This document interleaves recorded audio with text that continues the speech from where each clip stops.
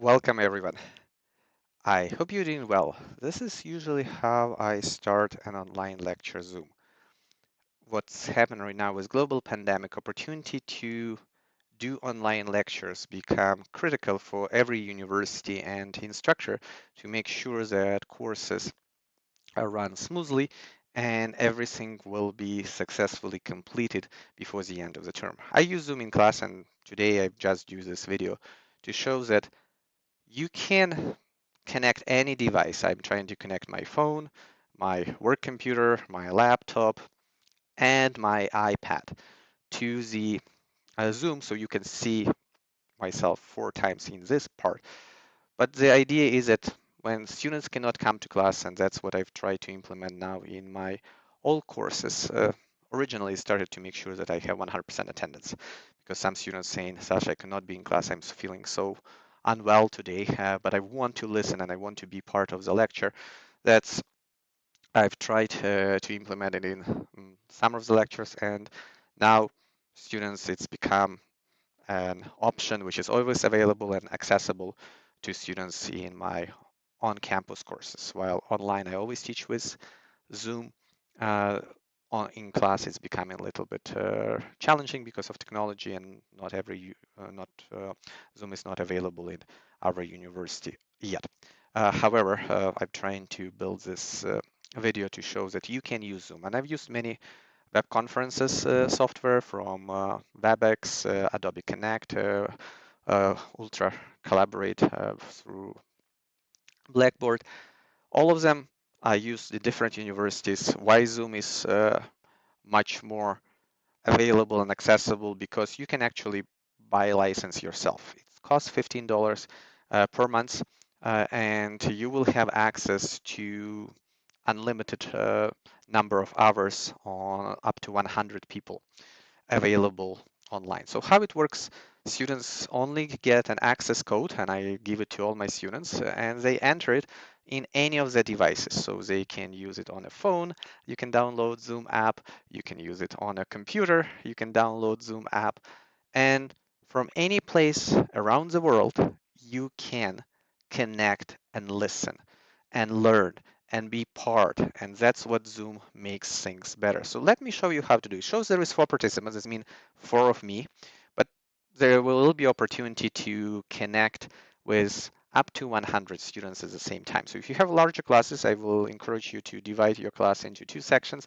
and have um, a fewer numbers of students per section. So that's one of the way how you can make sure that your classes run smoothly, and maybe instead of 3-hour lectures, you can do 1.5 for each class just to make sure students will get. Another way is to do a recording, like what I'm doing right now, to show that you can pre-record material and then have class discussion with small groups up to 100 students. If your class size is lower, usually mine are, I will be able to do it with all my class together. And one of the joy about Zoom, you can participate, you can raise hand. If I notice if students have a question, I can see it right away. And if they want to clarify, if I want to ask some questions, I can get the answer yes or no. If we want to continue discussion, if they need more elaboration on lecture, you can always do this part. And some students remind me to go slower. So it's another way how I can pace the class size because it helps me to know who is online, who is present, who participates, and you can do those opportunities for students participation anytime on Zoom. Uh, Another positive things about Zoom, so there is a chat function. So students can write any questions to the chat and it will be available and accessible anytime. I encourage students to use their first initial or preferred name just to maintain privacy because Zoom is not part of the university still. Uh, so in such a way, we can use the no personal information is transmitted. I'm asking always to make sure that students are aware that it's still an online platform and we can uh, make sure that it's primarily done from learning perspective where they can as much as possible to learn from missed class. And it's not an alternative for the class. It's only when students cannot be in class. And most students want to be in class anyway because they can connect easily with other students and they want to enjoy classroom dynamics. Zoom sometimes not always work well if you are teaching in a classroom setting, but it's good if everybody is online. So you can always, and that's what I do, you can share your screen, and that's where I normally do my lectures. So in this case, instead of uh, doing my lecture on campus, I run it through online. Everybody will see the same thing on their screen. So students will be able to follow me and be aware of what's the lecture today, material, and what we cover. And at the same time, I still can be able to know what's happened in this particular time. So I can always stop sharing, and that's the opportunity to get back to the discussion and have some feedback about the lecture of what's happening.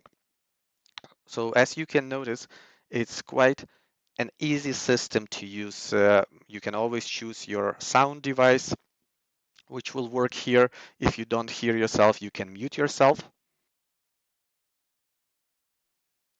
and you can unmute yourself. So both will work and you can stop the video or you can start the video.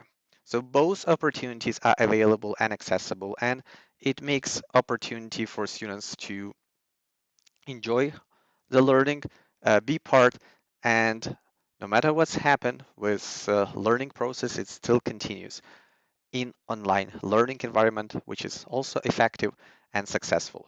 So if you have any questions, let me know. I will try to uh, create some more videos because I know this will become more uh, important, particularly when the World Health Organization cited as coronavirus pandemic. We want to make sure that learning still happens in different environments. So keep learning and sharing your knowledge and building your skills, and hope this video was helpful. Let me know and I will do more to show you other features of Zoom. Have a good day and talk with you soon. Bye bye.